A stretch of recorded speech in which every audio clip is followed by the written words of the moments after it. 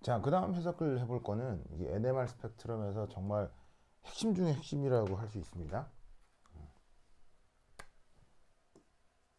그래서 NMR 스펙트럼을 분석할 때 가장 중요하게 다뤄지는 요소 중에 하나입니다.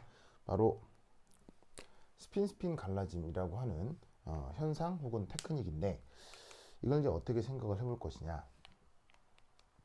자, 수소 원자라고 하는 건 그 자체로 조그마한 그 자기장을 유도한다, 이렇게 이제 생각을 해볼 수가 있어요. 자, 그럼 이제 이게 무슨 말이냐? 그 스핀이라고 하는 건 바로 그 자체로 뭐라고 했어요? 그 스스로 갖는 자체 각 운동량이라고 했죠. 근데 이 전하를 띈 그 입자의 그 각 운동량은 자연스럽게 그 외부 자기장과 상호작용을 하고, 상호작용을 한다라는 건 항상 뭐예요? 뭔가가 그게 뭐 자기장이 됐건 뭐 인력이 됐건 청력이 됐건 뭐가 됐건 상호작용을 한다는 말은 그것의 강도가 더 세지거나 더 작아지는 걸 의미하는 거잖아요. 그러니까 그 스핀이라고 하는 그 자체의 각 운동량이 외부 자기장과 상호작용을 하게 되는데, 그 덕에 그 외부 자기장이 결론적으로 실제적으로는 조금 더 커질 수도 있고 작아질 수도 있는 현상이 나타난단 말이에요. 그래서 그게 결국 뭐냐면, 그 외부 그 핵이 가지고 있는 자체의 각 운동량이 외부 자기장의 크기를 변화시킬 수 있는 또 하나의 조그만 자석처럼 작동을 하는구나라고 생각을 해볼 수가 있는 거예요. 그래서 이때 어떤 생각을 해볼 수 있냐면, 자, 그 외부 자기장, 그걸 우리가 뭐라고 보통 썼어요? 비제로라고 썼죠. 그 외부 자기장에 대해서 스핀은 이제 크게 두 가지 방향이 있죠. 바로 알파 스핀 방향과 그 다음에 베타 스핀 방향이 있죠. 이 알파하고 베타는 뭐 여러 번 얘기했지만 둘 중에 어디가 조금 더 안정하다고요? 이쪽이 더 안정하고 이쪽이 조금 더 불안정하다고 했어요. 하지만 알파하고 베타의 그 에너지 차이, 뭐 조금 안정하고 불안정하지만 그 차이는 어떻다고 그랬습니까? 굉장히 미미하게 비슷하다고 했었죠. 그래서 어떻게 되냐면 알파하고 베타 상태가 비슷해서 뭐큰 차이가 없어서 안정하거나 조금 불안정하거나 하지만 결국 그 알파와 베타의 그 알파와 베타의 존재하는 확률은 거의 비슷하게 나타난다고 했습니다. 그런데 그 알파하고 베타가 왜 조금 더 안정하고 조금 더 불안정하냐? 이 알파라고 하는 건 그 외부 자기장과 같은 방향, 같은 방향으로 정렬하기 때문에 상대적으로 조금 더 안정해지고, 그 다음에 베타는 반대 방향, 외부 자기장과 방향이 반대이기 때문에 조금 더 불안정하다고 말씀을 드렸죠. 그럼 이때 여기서 어떤 일이 벌어지냐면, 수소들이 이런 식으로 뭐 연속적으로 존재해요. 이게 뭐 어떤 탄소들에 이렇게 이제 결합이 되어 있을 수 있겠죠. 뭐쭉쭉 연결이 되어 있을 수 있어요. 자, 그럼 이때 여기서 외부 자기장이 이압하고 적용이 되는 거예요. 그럼 여기 있는 이 수소가 어떻게 되냐면 이 외부 자기장을 경험하게 되겠죠. 그래서 이 수소가 외부 자기장을 경험하게 되고, 그 외부 자기장에 의해서 이 수소 자체에서 나타나는 알파 상태와 베타 상태의 차이가 나타나고, 뭐 그 둘 사이에 스핀 플립이 벌어질 텐데, 그때 그거와 별개로 이 옆에 이놈도 사실은 어떻게 되겠어요? 외부 자기장의 영향을 받을 거라 이런 말이에요. 그런데 이때 여기 있는 요 놈의 가능성은 뭐가 있어요? 무조건 외부 자기장에 대해서는 보시다시피 알파 상태로 존재하거나, 아니면 이런 식의 알파 상태로 존재하거나, 아니면 이놈은 이런 식의 베타 상태로 존재할 수 있겠죠. 그럼 어떤 일이 벌어지냐면 이놈도 하나의 자석처럼 작동을 하는 거예요. 그래서 이놈도 하나의 자석처럼 작동을 하면서 요 녀석의 스핀 방향과 요 녀석의 그 외부 자기장의 크기의 방향이 같기 때문에 요 둘이가 동시에 상호작용을 하면서 이 엽수소에, 보통 이제 바로 엽수소예요. 물론 뭐 그 원칙적으로는 모든 수소가 모든 수소에 영향을 줄 수 있지만, 모든 상호작용은 거리가 가까울 때만 벌어지기 때문에 실제적으로는 인접한 수소들 사이에서만 그 서로 상호작용이 있다고 생각을 해줍니다. 그래서 어떤 수소에 어떤 인접한 또 다른 수소가 알파 상태가 됐고 베타 상태가 될 수 있단 말이에요. 그래서 어떻게 되냐면 이 수소는 외부 자기장을 경험을 해야 되는데, 그 외부 자기장, 그리고 또 뭐를 경험할 수 있어요. 외부 자기장이나 아니면 실제 자기장. 요걸 이제 경험을 해야 되잖아요. 왜냐하면 이 탄소 주변의 전자 밀도가 또 이 수소에 영향을 줄 수 있죠. 그래서 이 탄소가 가지고 있는 전자 밀도가 수소에 영향을 줘서 실제로 수소에 작용되는 외부 자기장은 H0지만 이 주변 원자들의 전자 밀도 때문에 이 수소의 전자 밀도가 영향을 받고 그 수소의 전자 밀도에 의해서 이 녀석이 받는 실제 자기장은 HI로 바뀐다. 이건 뭐 여러 번 얘기를 했죠. 그래서 처음에는 외부 자기장 H0가 작용되는 것처럼 보이지만 주변의 전자 밀도 때문에 HI가 되고 그걸로 이 수소에 적용되는 자기장이 결정될 것 같지만 자 얘는 자기장의 크기를 B로 쓰기도 하고 그다음에 H로 쓰기도 합니다. 뭐 크게 상관은 없는데 지금은 B로 주로 쓰니까 B로 바꿔볼게요. B0, B0, BI 이렇게 써보도록 하겠습니다. 그래서 BI는 뭐라고 말씀드리냐면 실제 자기장이라고 했죠. 그래서 어떤 수소에 그 영향을 주는 자기장이 처음에는 외부 자기장인 것 같다가 이 수소의 전자밀도 때문에 실제 자기장이 되는데 여기에 또 하나의 영향이 바로 옆 인접한 탄소의 수소. 이게 또 영향을 줄 수 있어요. 왜냐하면 얘도 결국 마찬가지로 또한 외부 자기장과 스스로의 자체 자기장 그것의 영향에 의해서 이 수소의 또 스핀이 알파와 베타로 나누어져서 존재를 할 텐데 이때 이 인접한 탄소 수소의 이 알파 상태와 베타 상태가 여기에 또 영향을 줄 수 있다는 얘기예요. 그래서 어떻게 되냐면 여기 있는 이 수소에 이 옆 수소가 하필 알파면은 이 수소의 자기장이 이 B0나 BI에 더해져서 더 강하게 자기장이 나타나게 되고 자, 이 옆 탄소 수소의 만약에 스핀이 베타 방향이다. 그럼 이 베타 방향은 현재 요 수소의 외부 자기장이나 자체 자기장이랑 방향이 반대니까 결국 이 수소의 이 녀석의 영향만큼 실제 자기장이 조금 더 작아지는 효과가 나타날 수가 있어요. 그래서 처음에는 이렇게 외부 자기장이었다가 수소 주변의 전자밀도 때문에 자체 자기장으로 바뀌고 그 다음 얘가 또 어떻게 나누어지느냐? 원래 그 자체 자기장에 보시다시피 그 외부 자기장의 크기가 한 번은 더해지고 한 번은 빠질 수 있는데 어떻게? 그 옆 인접한 탄소 수소의 스핀이 알파면 보시다시피 어느 정도 보시다시피 자 이렇게 어느 정도만큼 자기장이 상승할 수 있고 그 옆 탄소 수소의 스핀 방향이 베타로 결정되면 이 녀석의 상호작용 때문에 이 탄소의 실제 자기장이 이런 식으로 약간 감소할 수가 있어요. 여기서 K라고 하는 거 뭐 특별한 의미 두지 마시고요. 그냥 어떤 상수 이런 일이 벌어질 수 있다 이런 말이죠. 그래서 원래 어떤 탄소에 붙어있는 수소에 물론 지금 수소 NMR이니까 그 수소가 경험하는 실제 자기장은 같아야 되겠죠. 뭐 같은 수소니까 같아야 될 거 아니에요. 즉 외부 자기장이 작용되고 그 수소 주변의 전자밀도가 결정이 돼서 그래서 실제 자기장이 결정되는 걸로 끝난 거라고 생각할 수 있는데 반드시 그 인접한 탄소의 수소에 또 결정된 알파 상태와 베타 상태가 그 인접한 탄소 수소에 영향을 주면서 그 수소의 실제 자기장이 다시 한번 약간 더 커질 수도 있고 약간 더 작아질 수도 있는 이런 일이 벌어지는 거예요. 무슨 뜻인지 아시겠죠? 아우 신기하다. 그래서 이런 식의 그 상호작용 때문에 이 H1NMR은 조금 더 복잡한 그 패턴을 보이게 되고 그 복잡한 패턴 속에서 어떤 정보들을 또 얻어낼 수가 있는 거예요. 그래서 이제 구체적으로 이제 왜 이런 일이 벌어지고 조금 더 이제 자세한 설명을 하기 전에 실제 NMR 스펙트럼을 통해서 이런 효과들이 어떻게 나타나는지 우선 살짝 한번 살펴보도록 하겠습니다. 자, 그래서 우선 뭘 볼 것이냐?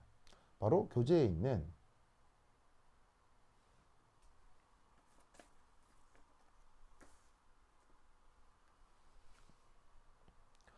그림 13-7을 토대로 설명을 좀 해보도록 하겠습니다.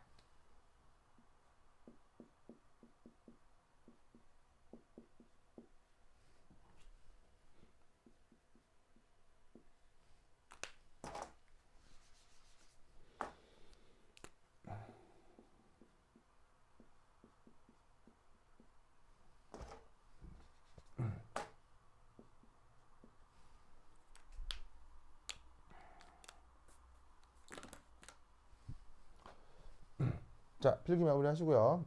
자, 칠판 지우겠습니다.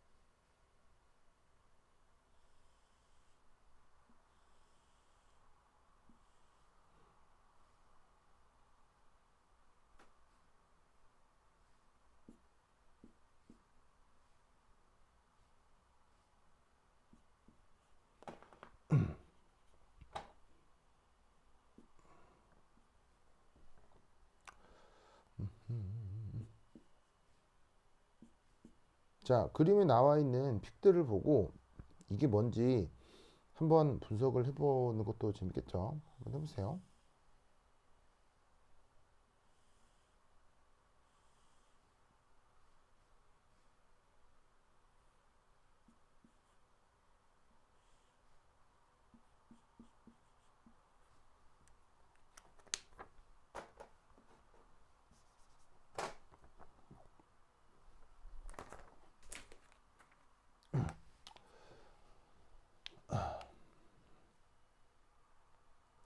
자, 그림 13-7은 바로 이제 요놈, 뭐 이름을 부르자면 바로 브로모 에테인이 되겠죠. 그래서 그 브로모 에테인에 대한 NMR 스펙트럼 측정 결과입니다. 그림에 나와 있는 정보들을 그냥 조금 더 단순화시켜서 필요한 정보들만 지금 좀 표시를 해본 겁니다. 자, 그럼 이때 여기서 이 브로모 에테인에 대한 그 이제 구조적 특징을 한번 생각을 해보면, 우선 이 녀석은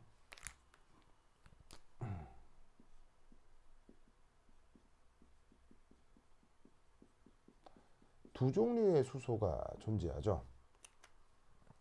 자, 어떻게 두 종류의 수소가 존재합니까? 바로 브로마이드와 조금 더 가까이 붙어 있는 탄소에 붙어 있는 수소. 보이시죠? 자, 요 놈하고 그 다음에 수소, 그 브로마이드에서 조금 더 멀리 떨어져 있는 요 수소. 이렇게 두 개로 구분이 됩니다. 그래서 어떻게 되냐면 두 종류의 수소가 나타나기 때문에 이 녀석은 어떻게 된다? 바로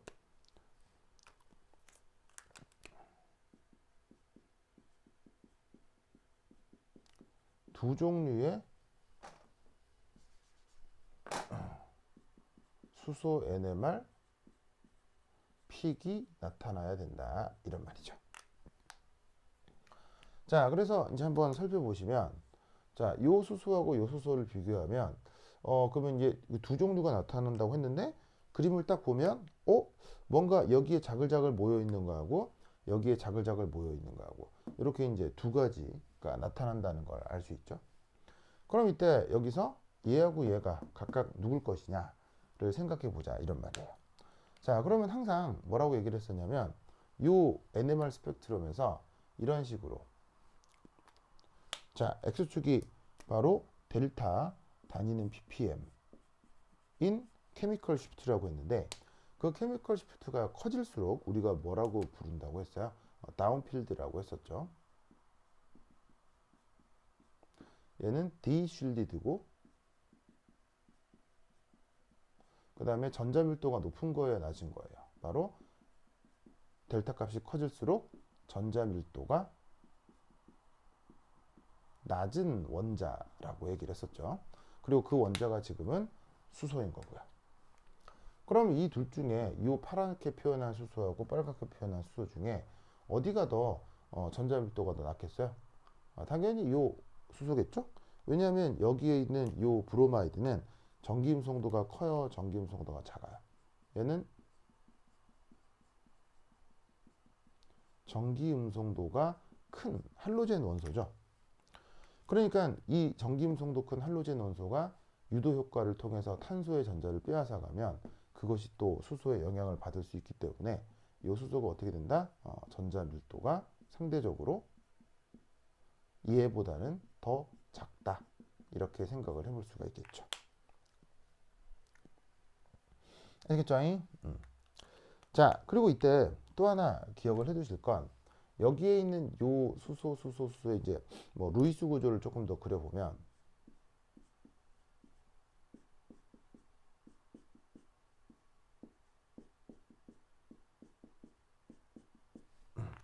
자, 이렇게 그릴 수가 있는데 지금 얘네들이 지금 예를 들면 요 놈하고 요 놈인 거고요. 그 다음 얘가 보시다시피 얘거나 얘인 거죠. 자, 지금 누가 전기음성도가 더 전자밀도가 더 작아진다고요? 브로마이드 때문에 얘가 전자밀도가 더 작아진다고 했죠. 그럼 이때 여기서 어떤 생각을 할 수 있냐면 이 전기음성도 큰 원소가 이탄소에 영향을 주고 그럼 탄소가 브로마이드로부터 전자를 빼앗기면 수소가 또 탄소한테 전자를 빼앗겨서 이 수소의 전자밀도가 지금 낮아진다고 했잖아요. 그런데 이때 여기에서 이 탄소의 수소는 전자밀도가 어떻게 되겠어요? 물론 전기음성도 큰 원자가 주변 모든 원자들에 영향을 줄 수 있겠지만 이게 이렇게 됩니다. 결론적으로 이 수소는 전자밀도가 어떻게 된다? CH4와 거의 비슷해요. 큰 차이가 없어요. 즉 CH4에 있는 이 수소 있죠? 이 수소 주변의 전자밀도나 이렇게 탄소, 수소, 브로마이드가 있는 이 주변의 수소 밀도나 큰 차이가 없어요. 물론 같지는 않겠죠. 다르니까. 같지는 않은데 거의 비슷해요. 이유는 뭐냐면 공유결합이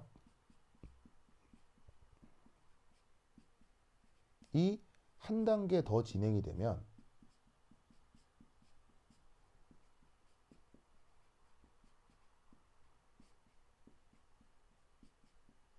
유도 효과는 어떻게 된다고 했습니까? 유도 효과는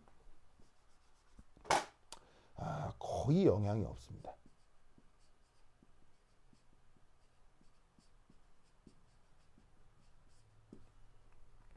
자, 무슨 말이냐? 여기에 있는 이 브로마이드가 이 탄소로부터 전자를 끌어갈 거예요. 그럼 이 탄소가 전자가 또 부족해서 이 옆탄소로부터 전자를 끌어가면 이 탄소가 또 수소에서 전자를 또 끌어오고 뭐 이럴 수 있을 거 아니에요. 그럼 이 수소의 전자 밀도가 좀 더 얘도 좀 낮아져야 되는 거 아닌가? 얘는 좀 더 많이 낮아지고 얘는 조금 낮아지고 그렇게 돼야 되는 거 아닌가라고 생각할 수 있는데, 맞아요. 틀린 생각은 아닌데 재밌는 건 전기음성도가 큰 원자로부터 첫 번째 공유결합, 두 번째 공유결합을 지나게 되면 그때부터는 사실 거의 이 녀석의 영향은 거의 나타나질 않아요. 왜냐하면 공유결합이라고 하는 건 편제화되어 있어요, 비편제화되어 있어요. 공유결합이라고 하는 건 보시다시피 전형적인 비편제화 결합이죠. 그래서 어떻게 되냐면 이 녀석 때문에 이 탄소의 전자밀도가 빼앗겨도 그리고 이 전자밀도가 이 탄소의 전자밀도가 약해져서 여기서부터 전자밀도를 끌어와도 여기에 있는 이 탄소 공유결합 전자가 온전히 이쪽으로 넘어가는 그런 일은 벌어지지 않는다는 얘기예요. 어찌됐건 공유결합은 원자와 원자 사이에 로컬라이즈드 딱 공유되어 있고 왜냐면 거기 위치가 딱 정해져 있어야 되기 때문에 실제로 이 녀석이 전자를 끌어당긴다 하더라도 이 옆 단계에 있는 이 공유결합 전자가 이쪽으로 끌려가는 그런 일은 벌어지지 않아요. 그러다 보니까 어떤 원자의 전기음성도가 어떤 분자의 전자밀도를 영향을 줄 때는 그 전기음성도 큰 원자가 붙어있는 그 탄소의 수소에만 약간의 영향이 생기는 거고, 그게 공유결합을 한 단계 더 지나가게 되면 이 수소들은 이 브로마이드의 영향을 거의 받질 않아요. 그래서 어떻게 되냐면 이 탄소에 붙어있는 이 수소, 이거의 전자밀도는 사실 뭐 메테인이나 혹은 에테인 그런 것들의 전자밀도와 거의 비슷해지는 거예요. 뭐 요거와 뭐 이거라고 해도 되고, 아니면 C2H6 이런 거와 크기가 거의 비슷해집니다. 전자밀도가 거의 비슷해져요. 그래서 어떻게 되냐면 그냥 일반적인 sp3 탄소의 요 수소, 그 녀석의 어떤 전자밀도랑 비슷해지기 때문에 케미컬 시프트도 어떻게 된다? 그냥 이런 알케인 수소의 케미컬 시프트랑 거의 비슷해지죠. 그 값이 어느 정도라고 말씀을 드렸습니까? 바로 요 수소의 케미컬 시프트는 바로 3에서 4 정도.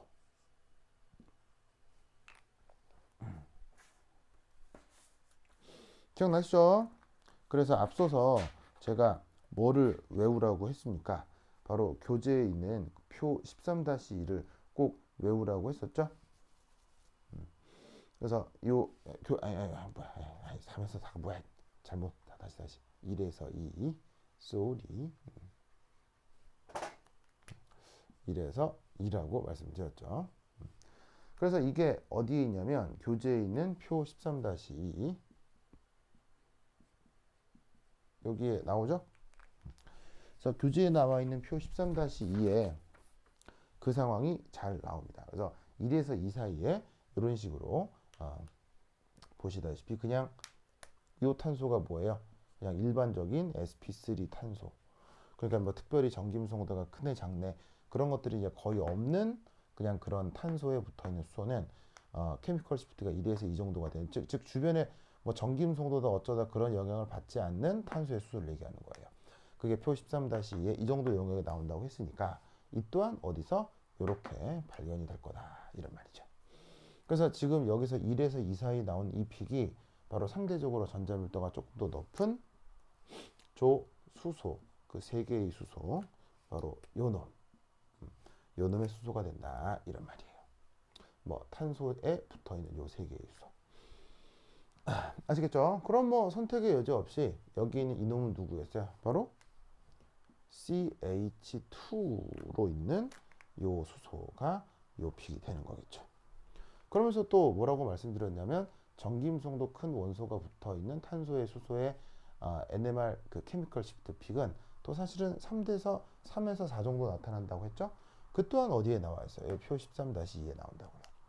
그래서 여하튼 이런 식의 NMR 픽을 분석을 하려면 여기에 있는 요 표 13-2를 반드시 외우셔야 된다. 그렇게 말씀을 드렸었습니다.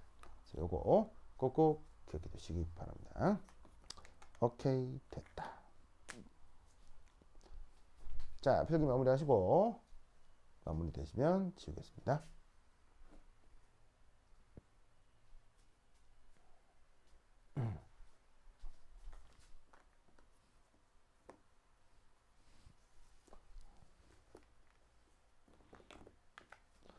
자, 보시죠.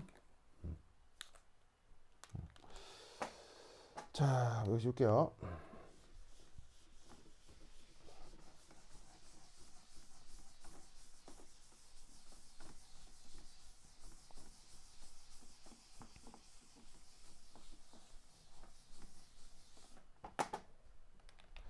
자, 그래서 결국 주어져 있는 그 브로모 에테인에서 수소가 두 종류고, 그래서 NMR 픽도 두 종류라는 거, 이걸 알아냈으며, 그 다음 각각 탄소와 수소의 그 전자밀도 차이에 의해서 요 녀석이 조금 더 다운필드된 수소의 픽이며 요 녀석이 조금 더 업필드된 수소의 픽이다 라는 걸 알게 된 겁니다. 자, 그 다음 우리가 또 그 배웠던 것 중에 이 NMR에서 분석해야 될 게 또 뭐가 있을까요? 바로 수소의 개수를 보여주는 인티그레이터라고 하는 녀석이 있었죠. 그 인티그레이터가 지금 어떻게 나타나냐면 요렇게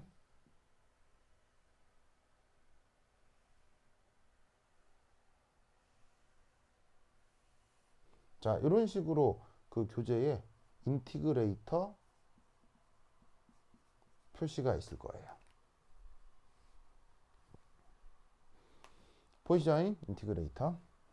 자, 그럼 그 인티그레이터의 의미는 뭐라고 했어요? 바로 그 해당 픽에 그 나타나는 수소의 개수 B를 보여준다고 했었죠.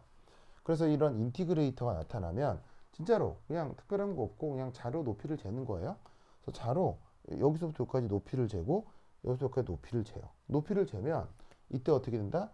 여기서부터 여기까지가 만약에 2cm가 나왔다면 이 경우 여기서부터 여기까지는 바로 3cm가 되어 나타난다 이런 말이에요.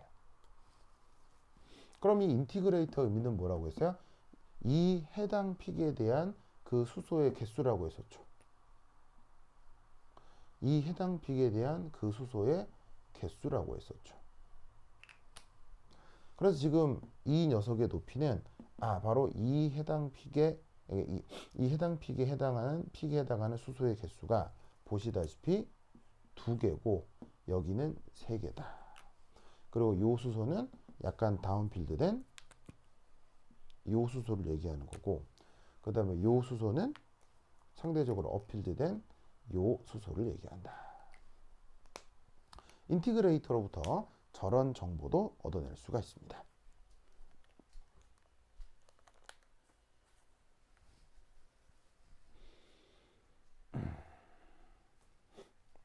자, 그 다음 여기서 해석해야 될 것, 바로 지금 이 챕터에서 얘기하고 있는 스핀 갈라짐. 사실은 스핀 갈라짐 좀 이따가 이제 설명을, 방금 이제 이따가 설명을 드릴 건데, 그 스핀 갈라짐에서 나타나는 그 물리학적인 원리, 그 물리학적인 원리 하나만으로도 그냥 평생을 연구하는 사람들이 있거든요. 근데 우리는 그럴 거 필요 없고 사실은 여기서 나타나는 그래프에 대한 해석만 하면 돼요. 그리고 아까 사실은 여기서 제가 앞에 막 썼었죠. 그 옆 주변 수소의 알파 상태와 베타 상태가, 그래서 결국 뭐 오른쪽에 있는 인접해 있는 수소의 유도자기 수소의 그 외부 자기장과 실제 자기장에 영향을 줘서 그 주변 수소가 실제 경험하는 그 자기장이 또 달라진다. 뭐 이런 식으로 막 말씀을 드렸는데 그 뭐 되게 정신없잖아요. 그래서 실제로는 어떻게 하냐면 그렇게 말씀드리는 원리적인 것도 중요하지만 그 원리적인 것을 넘어서 그래프상에서의 어떤 루틴한 해석 방식, 그거를 기억해 두는 게 좋아요. 왜냐면 결국 시험에서 하라는 건 그거거든요. 자, 그럼 이때 여기에서 나타나는 요 의미, 이게 각각 뭘 의미하는 거냐? 자, 이때 요 3, 4 사이에서 나타나는 요 픽은요, 그래프를 자세히 들여다보면, 즉 나와 있는 그림 13.7을 자세히 들여다보면 이거 어떻게 된다? 아주 가는 하나, 둘, 셋, 네 개가 그려져 있어요. 그거를 그림 13-7에서는 또 잘 안 보일까봐 이쯤에 약간 확대해서 그려놓기도 했어요. 아시겠죠? 거기 보시면 확대된 그림이 같이 들어가 있는 거 아시겠죠? 그래서 이 3, 4, 4에서 나타나는 이 픽은 보시다시피 하나로 나타나는 게 아니라 하나, 둘, 셋, 네 개의 픽으로 갈라지는데, 이걸 이제 뭐라고 부르냐면 이 경우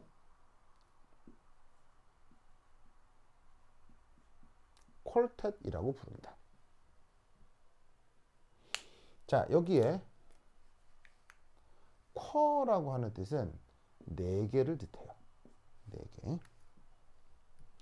즉 여기에 있는 3, 4 사이에 나타나는 요 수소의 픽이 하나, 둘, 셋, 네 개로 갈라졌다는 뜻으로 보시다시피 콜텟 픽이라고 부릅니다. 자, 반면에 여기 있는 얘는 픽이 하나, 둘, 세 개로 나타나죠. 그럼 얘를 뭐라고 부르냐면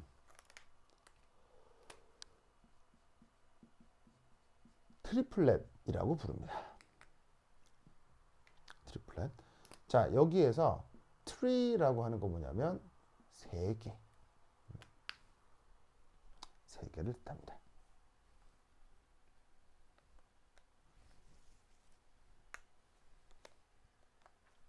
자, 그러면 왜 얘는 4개로 갈라지고 왜 얘는 3개로 갈라지느냐?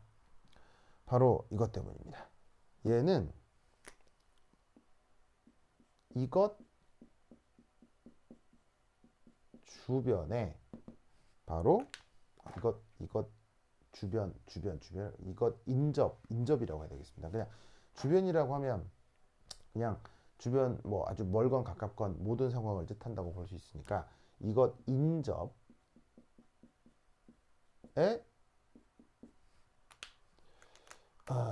요수소가 세 개 존재한다. 결론적으로 이런 의미고요. 그 다음 이게 트리플렛이 되는 건 뭐냐면 이것 인접에 저 빨간 수소가 이게 두 개 존재한다는 의미예요.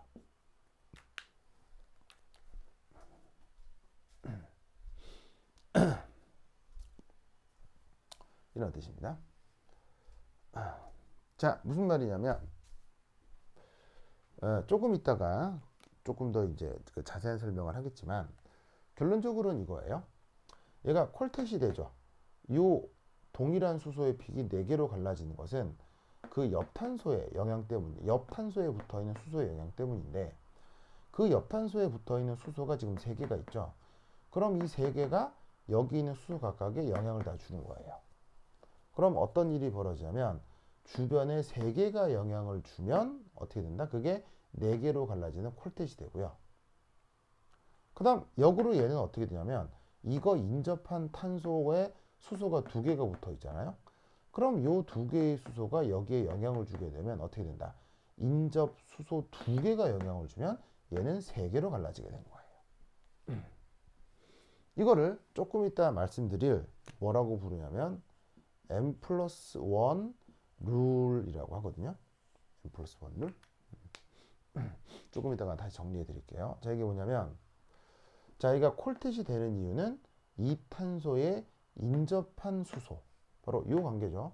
요 수소의 경우는 보시다시피 델타가 3에서 4 사이로 나타나는데 이 녀석에 인접한 탄소의 수소가 몇 개 붙어 있어요?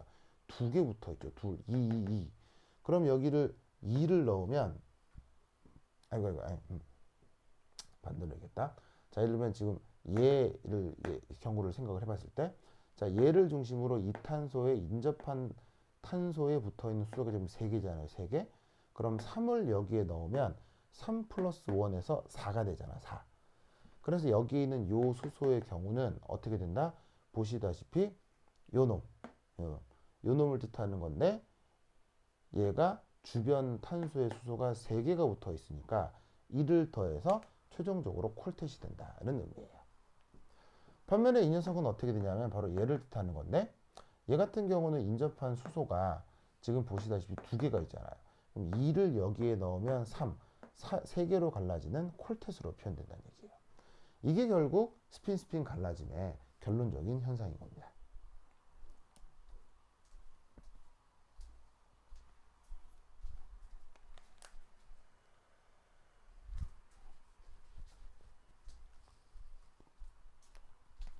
아시겠죠? 자, 그러면 요거 필기 마무리 하시고요.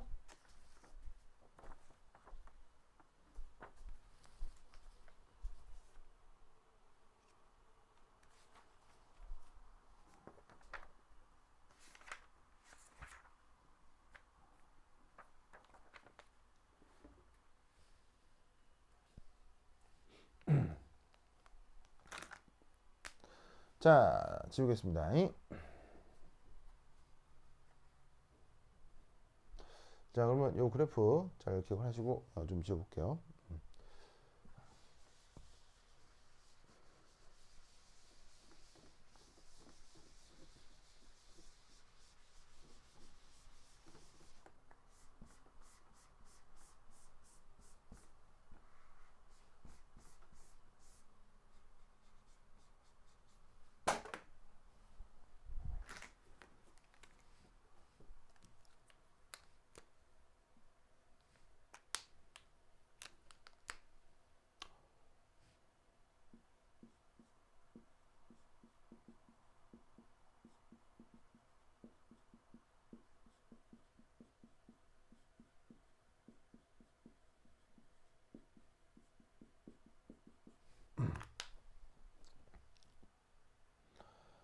자, 그러면 이제 그 다음 해볼 건 뭐냐면 이제 방금 말씀드렸다시피 얘가 이거고 얘가 이거라고 말씀드렸잖아요.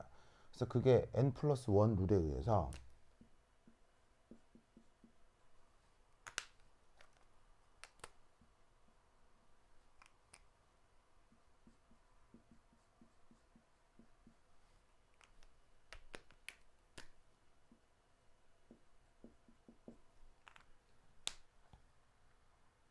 각각 얘는 퀄텟, 얘는 트리플렛이 된다고 했죠.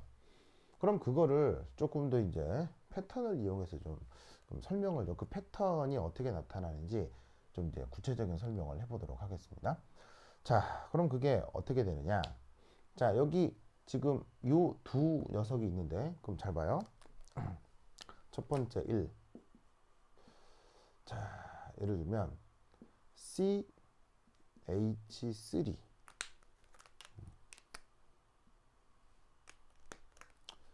자, 요놈의 관점을 따라 좀 설명을 드리도록 하겠습니다.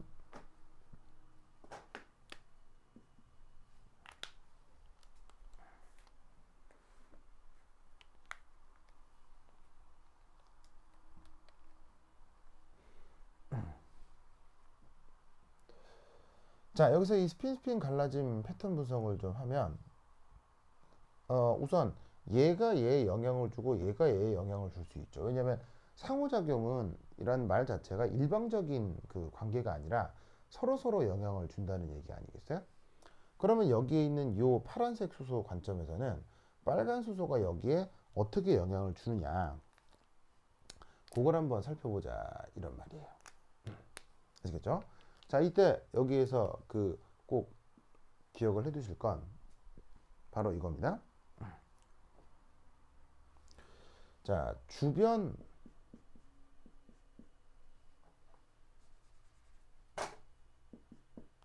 자, 여기서 주변이에요. 그러니까 주변 인접 수소의 자, 알파 상태가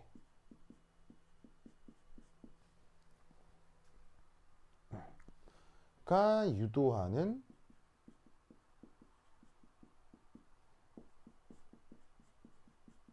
자기장 크기를 플러스 K라고 하면 주변 인접 수소가 알파 상태가 아니라 베타 상태라고 할 수도 있잖아요. 그 베타 상태는 아까도 말씀드렸다시피 외부 자기장이나 실제 자기장이랑 부호가 반대니까 마이너스 K다 라고 생각을 해볼 수 있다 이런 말이에요. 그래서 주변의 인접 수소가 알파 상태면 플러스 K만큼 그 자기장이 강해지고 주변 인접 수소가 베타 상태면 마이너스 K만큼 그 수소의 그 이제 자기장의 크기가 작아진다. 이렇게 이제 한번 생각을 해보자 이런 말이에요. 아시겠죠? 자, 그럼 이제 이 값이 어떻게 되느냐? 자, 우선 여기서 나타나는 지금 요 파란색 수소는 여기잖아. 약간 그 보시다시피 어필드 돼 있는 거. 이 녀석이 지금 여기서 대략 픽이 뭐 어느 정도 나타나냐면 델타 값으로 뭐한 1.7 이 정도에서 나타나잖아요. 그렇죠? 네. 맞습니다. 1.7 뭐 교재에는 1.68이라고 돼 있는데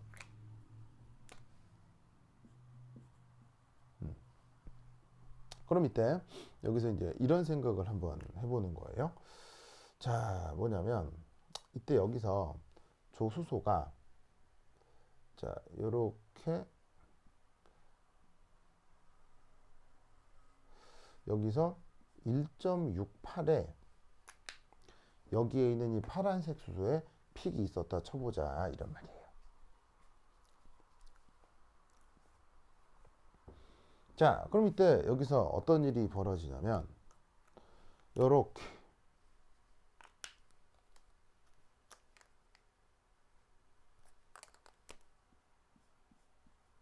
자, 저 빨간색으로 표시된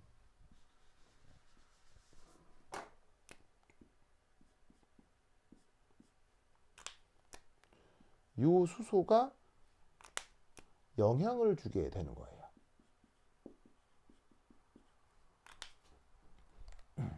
영향을 주게 돼요. 자, 어떻게 영향을 주게 되냐면 이 수소가 알파 상태일 수도 있고 베타 상태일 수 있잖아요. 그러니까 지금 요 파란색 수소에 대한 얘기를 하는 건데 그게 원래는 픽이 1.68에 나타났어야 된다고요. 그런데 그 인접한 수소가 여기에 영향을 주는 거죠. 그럼 그 영향을 어떻게 줄 수도 있어요. 알파로 줄 수도 있고 베타로 줄 수도 있는 거죠. 그러면 어떻게 되느냐? 여기 있는 1.68이 여기서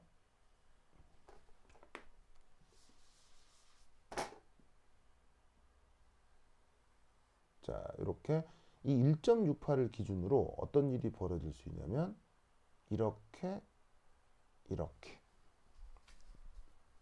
갈라질 수가 있어요. 그래서 이 1.68이라고 하는 이 기준, 요를 기준으로 보시다시피 요 픽이 어떤 건 이렇게 될 수도 있고 어떤 건 이렇게 될 수도 있다 이런 얘기예요. 그래서 여기에 있는 요 수소가 뭐일 수 있다? 알파일 수도 있고 보시다시피 베타일 수도 있다 이런 말이에요. 다시 알파일 수도 있고 그 다음에 베타일 수도 있다 이런 말이에요. 그럼 알파만큼 어떻게 된 거냐면 이런 식으로 자기장의 증가 혹은 이런 식으로 자기장의 감소가 나타날 수 있다 이런 말이죠. 그래서 어떻게 되냐면 지금 이 파란 수소에 대한 얘기인데 그 파란 수소 인접한 수소가 알파일 수도 있고 베타일 수도 있단 말이에요. 그러면 알파가 되면 어떻게 된다? 이 1.68 수소가 느끼게 되는 실제 자기장이 약간 더 증가하게 되는 거죠. 자기장이 증가하게 되면서 어떻게 된다? 여기에 있는 케미컬 시프트가 조금 더 증가하게 되는 거예요. 그래서 어떤 자기장 증가에 보시다시피 다운필드 효과가 나타나는 거죠.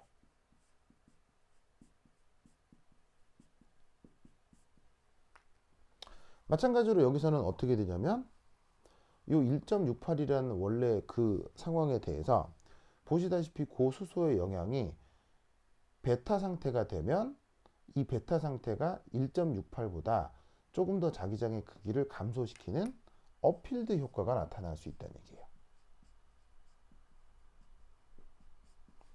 그래서 평균은 이 둘의 평균은 1.68인데 그 1.68에 대해서 자기장이 조금 더 세지는 경우가 나타날 수도 있고 자기장이 조금 더 작아지는 경우가 나타날 수가 있다.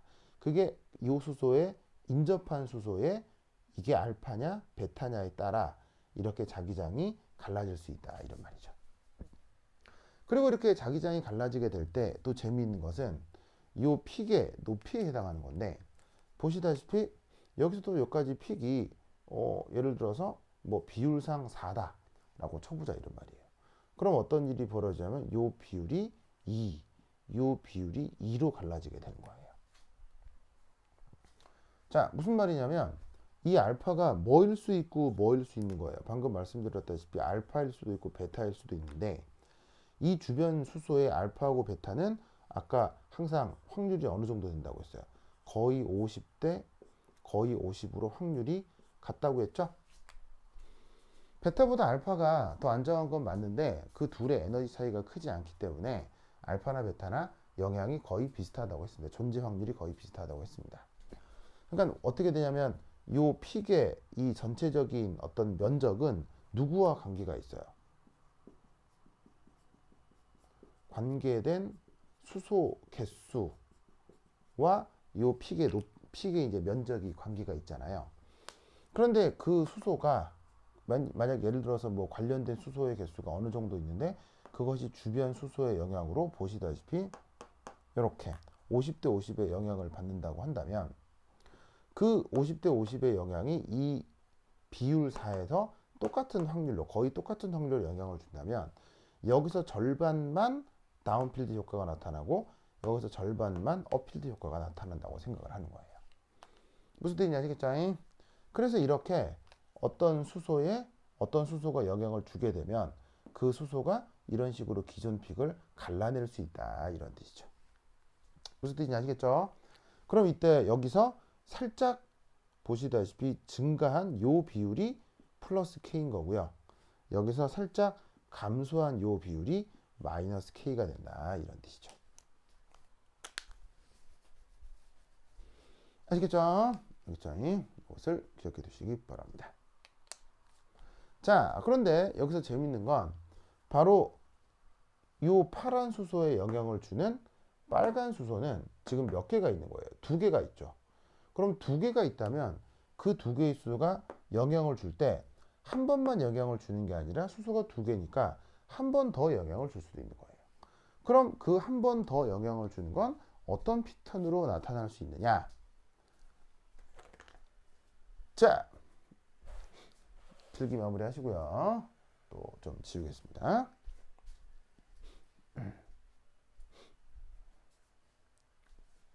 자, 지울게요.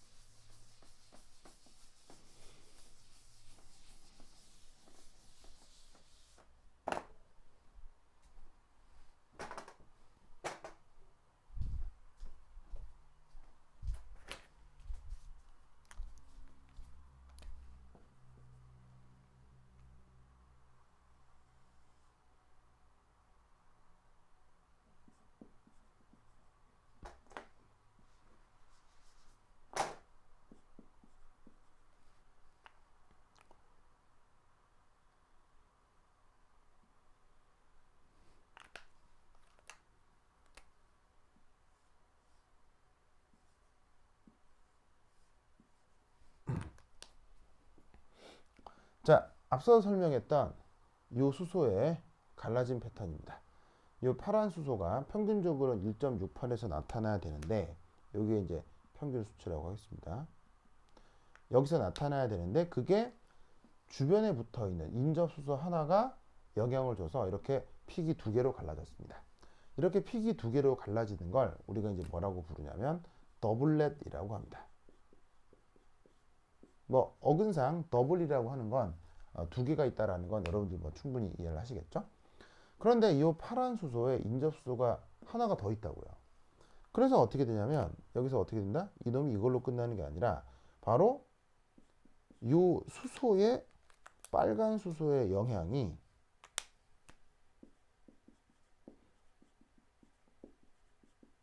한 번 더 나타나는 거예요. 그리고 아까 말씀드렸다시피 약간 업필드 되는 건 플러스 K, 아니 다운필드 되는 건 플러스 K.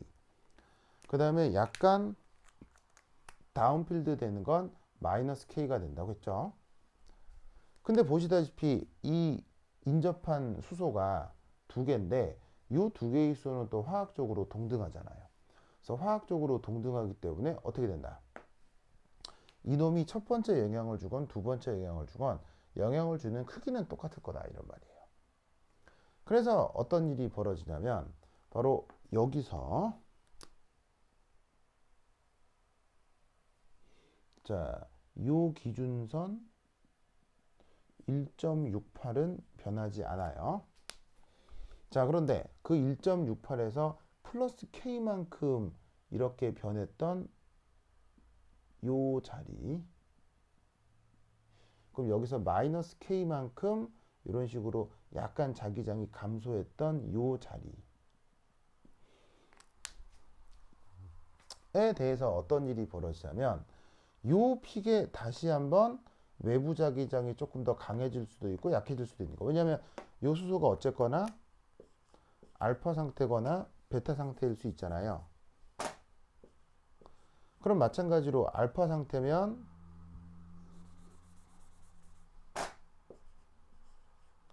주변 수소의 자기장을 강화시키는 거고, 베타 상태면 얘가 베타 상태면 저 파란 수소의 자기장을 감소시키는 거란 말이에요. 그럼 이게 파란 수소의 어떤 그 픽인데 요 녀석에 대해서 자기장이 조금 더 보시다시피 강해질 수 있거나 조금 더 자기장이 약해질 수 있다 이런 말이에요. 요 하나의 픽에 대해서. 그 또한 어떻게 되겠어요? 약간 다운필드 되면 플러스 K만큼, 약간 다 어필드 되면 또 마이너스 K만큼이 나타날 수 있는 거겠죠. 무슨 말 알겠죠? 자, 그런데 이 효과는 어떻게 되겠어요? 그 옆에 있는 이 팩에도 이 수소가 영향을 줄 수 있겠죠. 그래서 어떻게 되냐면 이 수소가 이 기존 어떤 수소의 그 실제 자기장을 조금 더 강화시킬 수도 있고 약화시킬 수도 있으니까 여기 이놈 역시 어떻게 된다? 이 상태에서 약간 플러스 K만큼 자기장이 강화되거나 그 다음에 이 픽을 기준으로 약간 마이너스 K만큼 또 자기장이 감소할 수 있다. 이런 말이에요. 아시겠죠? 그래서 여기 이제 보조선을 조금 더 나누어 이렇게 표현을 하면 자, 이 픽이 보시다시피 플러스 K만큼 자기장이 강해질 수도 있고 요 픽이 마이너스 K만큼 자기장이 약해질 수도 있는 거예요. 왜냐하면 이 파란 수소 입장에서 주변 수소가 알파일 수도 있고 베타일 수도 있으니까. 그런데 요 놈이 또 어떻게 되겠어요? 요 놈이 요 기준선에서 지금 요 기준선 여기입니다. 기준선에 대해서 이놈 역시 주변 빨간 수소가 알파일 수도 있고 베타일 수도 있고 그리고 알파와 베타는 거의 그냥 50대 50으로 거의 비슷한 확률로 나타난다고 했죠. 그러니까 이놈 역시 어떻게 되겠어요? 이놈 역시 보시다시피 주변 빨간 수소에 의해서 자기장이 조금 더 플러스 K만큼 강화될 수도 있고 마이너스 K만큼 약화될 수도 있는 거예요. 그래서 결국 어떻게 되냐면 이 픽과 요 픽과 요 픽 세 개가 나타나게 되는 거죠. 즉 이 중간에 있는 요 1.68에 나타나는 요 픽은 이 녀석이 플러스 K만큼 갈라지고 마이너스 K만큼 갈라진 것과 요 녀석이 플러스 K만큼 갈라지고 마이너스 K만큼 갈라진 것이 합쳐져서 요 픽 중간에 키가 결정되는 거예요. 그러면 이때 어떻게 된다? 알파와 베타가 갈라내는 거는 50대 50으로 확률이 같기 때문에 여기는 요 면적, 픽의 면적 2가 여기서는 1이 되고 여기서는 1이 되고 이놈은 1과 1이 더해져서 픽의 크기가 2가 된다. 이런 뜻이죠. 무슨 뜻인지 아시겠죠? 요것이 바로 지금 저기서 얘기하는 1.68의 트리플렛이 되는 거예요. 무슨 뜻인지 아시겠죠? 요게 지금 트리플렛의 상황이다. 그래서 보시다시피 이 트리플렛이 1.68에서 지금 어떻게 나타나고 있냐면 하나, 둘, 세 개로 갈라지고 있긴 하지만 재밌는 건 이 트리플렛 높이의 키가 어떻게 된다? 1대 2대 1이 되는 것도 주목할 만한 사실이다. 이런 말이에요. 무슨 뜻인지 아시겠죠? 그래서 이 트리플렛에서 높이의 키가 또 1대 2대 1이 된다. 이것도 꼭 기억을 해두시기 바랍니다. 아시겠죠? 이거 꼭 기억해 두세요. 이게 마치 뭐랑 비슷해요? 그 매스 스펙트럼에서 어떻게 됩니까? 주변에 그 브로마이드가 존재하게 되면 그 브로마이드가 존재하는 것에 대해서 그 매스 스펙트럼 픽이 갈라지는 경우가 있었죠. 그때 브로마이드가 분자 내에 두 개가 존재하면 분자량 패턴이 어떻게 되겠어요? 1대 2대 1로 갈라지고 있죠. 그거랑 사실 원리적으로 똑같은 거예요. 무슨 뜻인지 아시겠죠? 이것을 잘 기억해 두시기 바랍니다. 됐다. 자, 그럼 이때 여기에서 자, 결과적으로 원래 이 파란 수소는 1.68에서 픽이 나타나야 되는데 그 1.68에 대해서 조금 더 다운필드, 조금 더 이제 보시다시피 다운필드 된 것과 조금 더 업필드 된 것으로 결과적으로 픽이 나타나게 되잖아요. 보이시죠? 이때 여기서 우리가 어떤 표현을 하나 사용하냐면 바로 이 1.68이 갈라지게 되는 요 폭 있죠. 요 폭. 이 폭이 지금 이상적이라면 이 폭하고 이 폭은 같겠어요? 다르겠어요? 원리적으로 생각하면 이 폭이 동일하다고 생각할 수 있겠죠.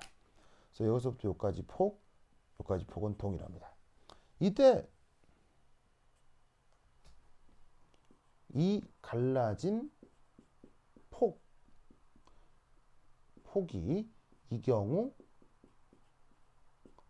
7MHz 정도가 나오거든요. 자, 항상 7Hz, 7MHz 아니고 7Hz. 자, 저 갈라진 정도가 항상 7Hz가 아니고요. 지금 저기 나타나는 브로모 에테인에서 7Hz가 나타난다는 얘기예요. 바로 여기서부터 여기까지, 여기서 여기까지가 7Hz라는 얘기예요. 그러니까 지금 이 그래프에서 나타내면 바로 트리플렛에 나타나는 픽과 픽, 바로 여기와 여기 사이의 갭이 이게 지금 7Hz라는 얘기예요. 지금 이 그래프에서.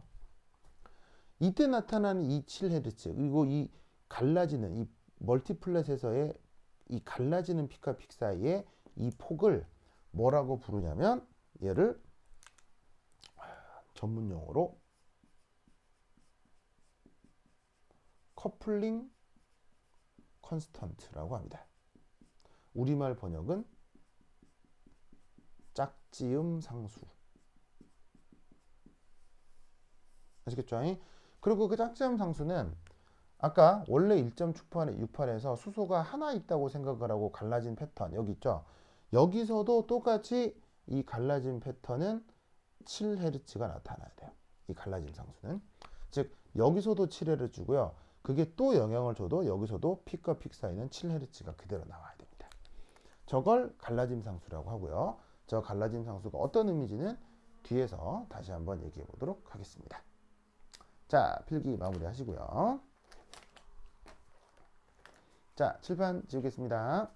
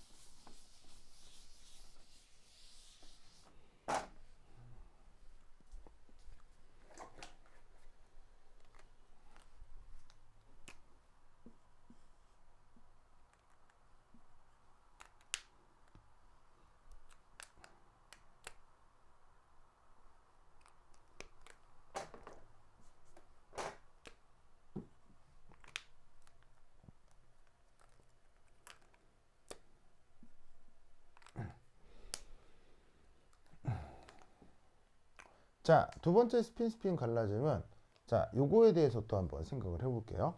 아까는 이거였잖아요. 그럼 얘를 이제 요걸로 바꿔서 좀 표현을 좀 해보도록 하겠습니다. 자, 어떻게 되느냐?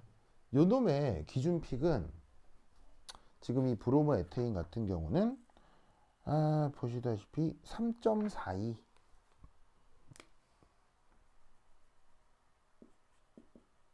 로 알려져 있습니다. 지금 앞서 이 녀석은 1.68이었다고 했죠. 자, 그럼 여기에 있는 이 3.42에 대해서도 마찬가지로 어떻게 될 것이냐.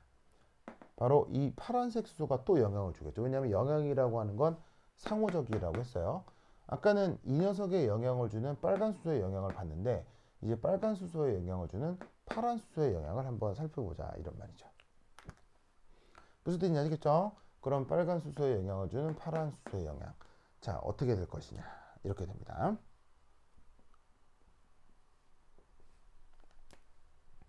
자, 기준이 어디라고 했어요? 보시다시피 3.42라고 했죠. 자, 이제 아까 배웠던 원리를 조금 더 이제 쉽게 생각을 좀 해보도록 하겠습니다. 빨리빨리 이제 판단을 해볼게요. 자, 여기에 지금 이 빨간 수소가 두 개가 있잖아요.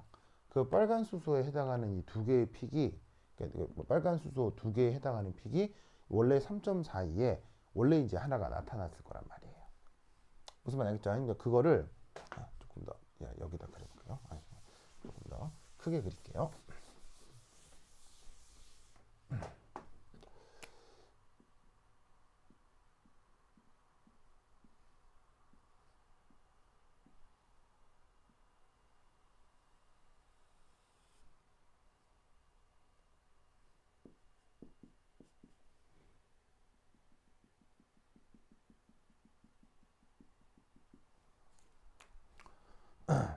자, 그래서 원래 픽이 여기서 이렇게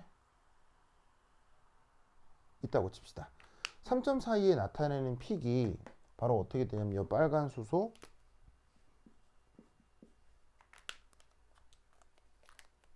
두 개에 해당하는 픽이 사실은 여기서 이렇게 나타나야 되는 거죠. 그런데 제가 어떻게 된다? 주변에 있는 파란 수소의 영향을 받는 거예요. 근데 파란 수소가 지금 몇 개가 있어요? 세 개가 있죠. 그래서 어떤 일이 벌어지냐면 그 파란 수소가 여기에 세 번의 영향을 주는 거예요. 무슨 뜻인지 아시겠죠? 자, 그러면 어떤 일이 벌어지느냐? 우선 세 번의 영향을 순차적으로 한 번, 두 번, 세 번 따로따로 생각을 해볼게요. 자, 그러면 여기에 이 파란 수소가 보시다시피 세 번 영향을 주는데 첫 번째 영향 어떻게 된다? 이렇게. 자, 그리고 편의상 여기서부터 여기까지 높이를 편의상 판이라고 가정을 좀 해보겠습니다. 이제 사실은 여기서도 이 픽의 뭐 아래쪽 면적인데 그 아래쪽 면적이 8이라고 가정을 해보도록 하겠습니다. 그러니까 수소 두 개에 해당하는 면적을 8이라고 편의상 표현해 보겠습니다. 자, 그럼 어떤 일이 벌어지느냐?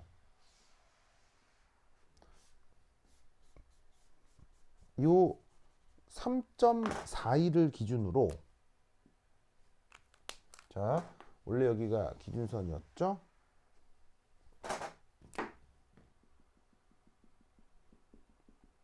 근데 이 기준선에 대해서 픽이 어떻게 되느냐? 이압 이렇게 두 개의 픽으로 갈라집니다. 어떻게? 아까 여기서부터 여기까지를 8이라고 했잖아요. 근데 얘가 4로 높이가 바뀌는 거예요. 보이시죠? 자, 뭐 때문이겠어요? 바로 주변에 항상 저 파란색 수소는 무슨 상태 아니면 무슨 상태예요? 바로 알파 상태와 베타 상태인데 그 알파 상태가 무조건 존재가 50%씩 존재한다고 했었죠. 그래서 기존 3.42에서 그 녀석의 실제 자기장이 이런 식으로 플러스 K만큼 강해지면 이런 식으로 마이너스 K만큼 약해질 수도 있는 거죠. 그게 각각 3.41을 기준으로 조금 더 외부 자기장이 그러니까 실제 자기장이 커지거나 작아지거나. 아시겠죠? 이때 이렇게 3.41을 기준으로 약간 커지고 약간 작아진 요 사이의 갭은 값이 얼마일까요? 네, 바로 아까 얘기했던 7Hz예요. 7Hz 이게 뭐죠? 아까 얘기했던 커플링 컨스턴트. 바로 짝지음 상수가 됩니다. 자, 상호작용은 상호적인 거예요. 빨간 건 파란 거에 영향을 주고 파란 건 빨간 거에 영향을 주는데 서로서로 상호작용하는 정도는 서로서로의 수소에 대해서 같을 거 아니에요. 그래서 어떻게 되냐면 이 수소가 여기에 영향을 주고 이 수소에 여기에 영향을 주는 정도가 동일하기 때문에 아까 이 파란 수소에 대한 커플링 상수가 7이었죠. 그러면 여기 있는 이 빨간 수소의 커플링 상수도 똑같이 7이어야 된다 이런 말이에요. 그래서 지금 보시다시피 빨간 수소에 영향을 주는 파란 수소의 영향이 7Hz만큼 한 번 고려가 된 거예요. 알겠죠? 자, 그런데 저런 빨간 수소가 지금 몇 개가 있어요? 영향을 줄 수 있는 파란 수소가 몇 개가 있어요? 3개가 있으니까 영향을 2번을 더 생각을 해야 되겠죠. 자, 그럼 어떤 일이 벌어져야 되느냐? 자, 칠판 지우겠습니다.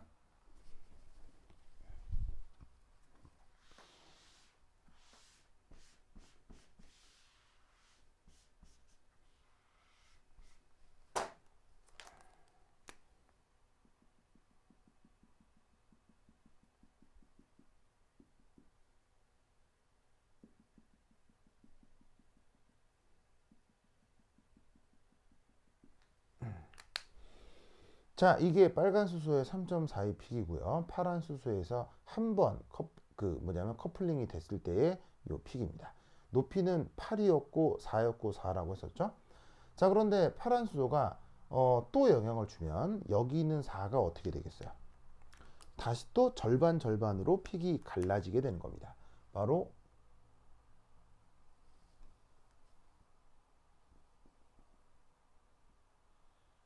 이렇게 이렇게.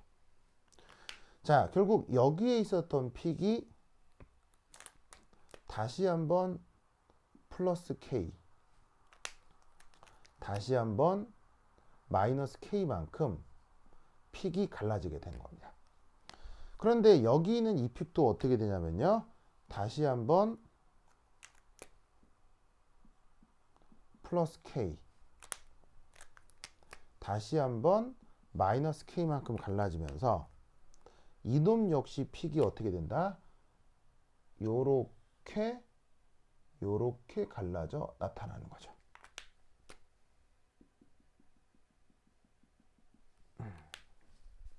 보이세요? 즉 기존에 여기 있던 이 픽이 플러스 K 마이너스 K만큼 1대1로 갈라지고 여기에 있던 픽이 또 플러스 K 마이너스 K로 1대1로 갈라진 거예요. 어디를 중심으로? 3.42를 중심으로. 그리고 이때도 커플링 상수는 얼마겠어요? 바로 여기서부터 여기까지가 커플링 상수죠. 똑같이 7Hz예요. 왜냐하면 서로 영향을 주는 서로 영향을 주는 크기는 똑같을 테니까. 아시겠죠?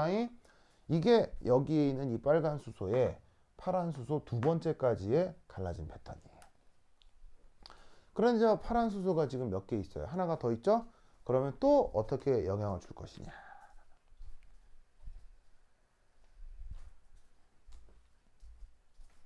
자, 쓰였어요? 자, 지웁니다.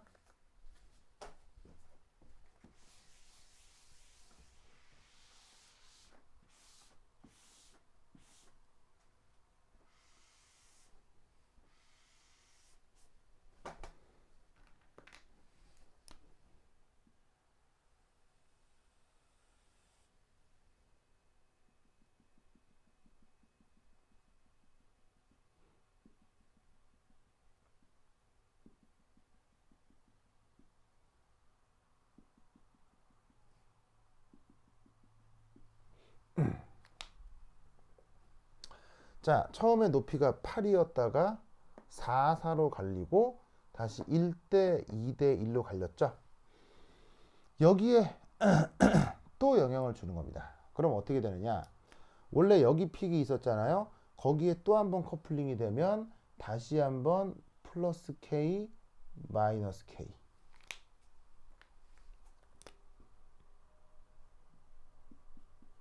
플러스 K 마이너스 K만큼 커플링이 됩니다.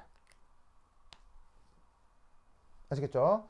그리고 중간에는 높이가 어떻게 됐어요? 이런 식으로 중간에 높이가 1대 2대 1이었으니까, 그러니까 2대 4대 2였으니까 여기 있는 이놈이 또 어떻게 되겠어? 또 절반만큼 또 플러스 K 마이너스 K만큼 커져야 되겠죠.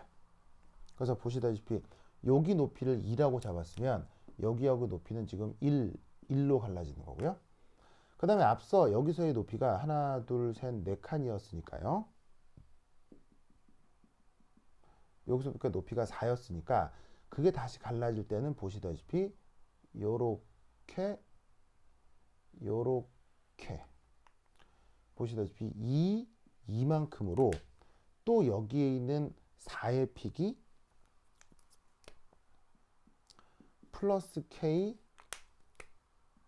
마이너스 K만큼 갈라지게 되는 거예요. 자, 마지막으로 여기에 있는 픽은 킥의 높이가 2였거든요. 그럼 그 또한 어떻게 되겠어요? 이런 식으로 1, 이런 식으로 1의 높이만큼 갈라지게 되겠죠.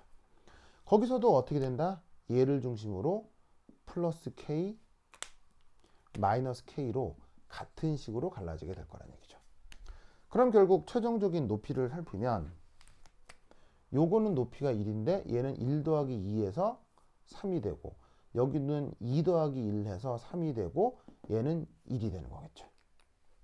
그래서 어떤 픽의 높이가 나타난다? 1대 3대 3대 1.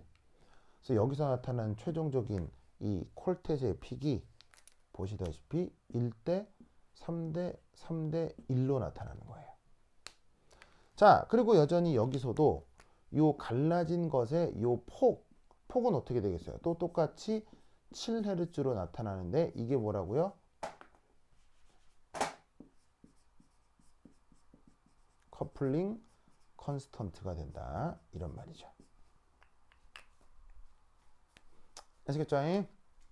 그래서 여기서 트리플렛에서 요 픽과 픽 사이의 폭이 7Hz인 것처럼 퀄텟에서도 요 픽과 요 그 다음 픽 갈라진 정도가 7Hz로 지금 얘하고 얘 사이 갈라진 정도는 똑같이 여기 보세요. 7Hz, 7Hz. 그래서 777로 갈라지고 여기서도 77로 계속 갈라진다는 얘기예요. 무슨 말이 알겠죠? 왜? 요 수소하고 요 수소, 그러니까 요 수소에게 서로 영향을 주는 정도가 똑같을 테니까요. 아시겠죠?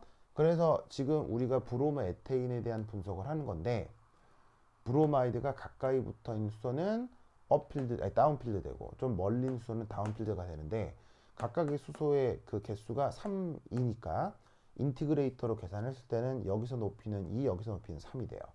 그런데 그게 서로 영향을 주기 때문에 여기서 나타나는 3.42 픽은 퀄텟으로 나타나고 1.68의 픽은 보시다시피 트리플렛으로 나타난다. 이런 말이죠. 아시겠죠? 그래서 이런 식이 바로 스핀 갈라짐 패턴에 대한 얘기인 것입니다. 이 스핀 갈라짐 패턴에 대해서 우리가 이제 추가적으로 조금 더 살펴볼 수 있는 내용은 자, 필기 마무리 하시고요. 지우겠습니다.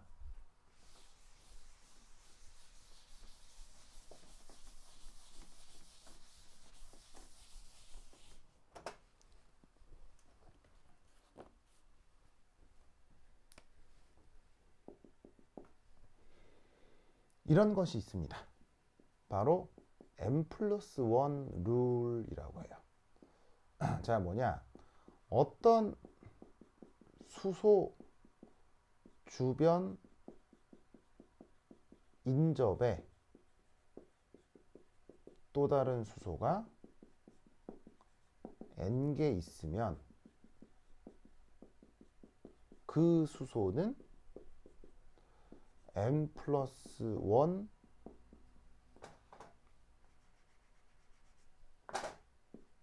개로 픽이 갈라집니다. 그걸 이름하여 N+1 룰이라고 해요. 앞서 말씀드렸던 그 내용인데 보시다시피 3.42는 퀄텟으로 갈라지죠. 4개로 갈라지잖아요. 이유는 인접한 자리에 3개의 수소가 있기 때문이에요. 무슨 말 알겠죠? 자, 반면에 1.68은 트리플렛으로 갈라지죠. 그건 인접 수소가 2개가 있기 때문이에요. 즉 인접해서 3개가 있으면 퀄텟으로 갈라지고 인접해서 2개가 있으면 트리플렛으로 갈라진다는 얘기예요. 이걸 이름하여 N+1 룰이라고 한다. 아시겠죠? 이게 갈라지는 게 아까도 얘기했지만 얘는 매스 스펙트럼에서 한 분자 안에 브로마이드가 2개 있을 때 분자량이 갈라지는 패턴. 얘는 매스 스펙트럼에서 브로마이드가 3개가 있을 때 그 분자량이 갈라지는 패턴. 그거랑 원리적으로 똑같은 거예요. 아시겠죠? 그 다음 세 번째, 이 스핀 갈라지면서 요거 하나 또 알아두세요. 화학적으로 동등한 수소는 서로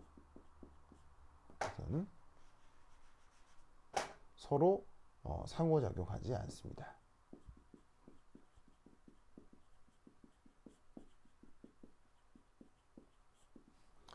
자, 화학적으로 뭐 같은 애들은 서로 영향을 주고 영향을 줄 때 이렇게 보강 간섭이 나타나고 상쇄 간섭이 나타날 수 있는데 동일한 수소는 서로 보강 간섭이 주고 상쇄 간섭이 되는 정도가 같아져서 결국에는 이 NMR 스펙트럼에서 구분되어 나타나지 않습니다. 무슨 말이냐면 얘하고 얘가 영향을 주는 거지 얘가 얘에게 영향을 주는 거지 파란 수소들끼리 서로 상호작용을 하고 그런 건 없다는 얘기예요. 그러면 화학적으로 동일한 거면 동일한 픽이 나타나야 되기 때문에 결론적으로 서로 상호작용을 줘가지고 조금 더 이 실제 자기장이 커지고 작아지고 그런 건 없다는 얘기예요. 얘 자체도 마찬가지고요. 그러니까 이런 식의 커플링은 서로 다른 수소끼리 상호작용을 한다라는 거 꼭 기억을 해두시고, 그 다음 네 번째는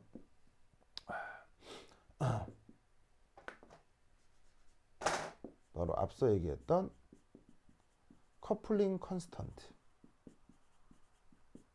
컨스턴트로부터 인접 수소 관계를 찾아낼 수 있습니다.